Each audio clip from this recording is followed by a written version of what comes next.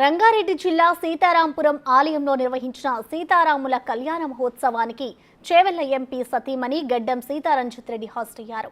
ఈ సందర్భంగా సీతారాములకు పట్టు వస్త్రాలను, తలంబ్రాలను సమర్పించారు. స్వామివారి కళ్యాణాన్ని తిలకించి తీర్థ ప్రసాదాలు స్వీకరించారు.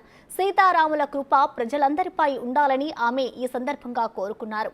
ఈ కార్యక్రమంలో ఆమెతో పాటు పలువురు ముఖ్య నాయకులు పాల్గొన్నారు.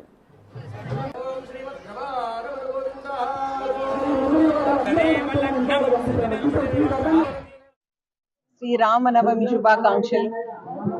ఈరోజు సీతారాంపూర్ ఆలయంలో జరుగుతున్న స్వామివారి కళ్యాణానికి ఉదయాన్నే వచ్చాము. మరి స్వామివారి కళ్యాణం అత్యంత వైభవంగా జరిపారు.